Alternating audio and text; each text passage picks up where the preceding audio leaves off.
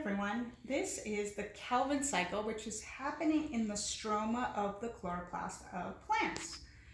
CO2 will enter through the stomata. Remember the stomata on the underside of leaves? It'll enter and it'll join a molecule called RUBP. Rubisco doesn't follow the convention of an enzyme, but this is an enzyme that will join CO2 and RUBP together. Carbon dioxide has one carbon, RUBP has 1, 2, 3, 4, 5. So they join together. This is an anabolic enzyme which joins them together. This 6-carbon molecule is very unstable. It'll quickly split into 2 molecules, each called 1,3-bisphosphoglycerate, or 3-BPG for short. All right, do you remember ATP made in the light reaction? Do you remember NADPH was holding on to electrons?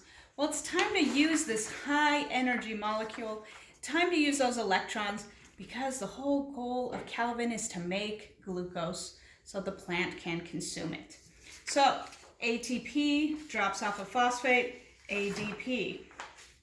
NADPH will drop off electrons, become NADP+. And both of these, NADP+ and ADP, will go back to the light reaction.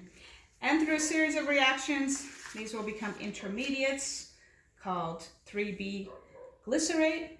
And more importantly, after more ATP and more NADPH drops off electrons, you will get G3P.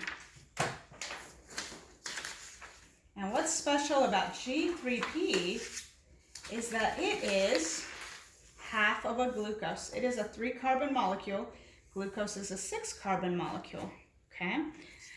Some of the G3Ps that get created will go back to recycle RUBP. Remember, that was the original molecule that joined with CO2. We're going to do the cycle again. Another CO2 joins with RUBP through the enzyme Rubisco. We get our intermediates. We get more G3P. So we've got to complete the Calvin cycle 6 times. And every time we make a G3P, we need 9 ATPs. Where were these made? In the light reaction. 6 NADPHs are consumed. Where were these produced? As well in the light reaction. And that's for 1 G3P. So you'd multiply those by 2 because we need 2 G3Ps to make 1, I didn't write glucose, but imagine that says glucose, and that is what the plant can consume. Yum, yum. That is its energy source. It'll then take the glucose, go to the mitochondria to produce ATP energy. And that's the Calvin cycle, and I hope that was helpful. Thank you.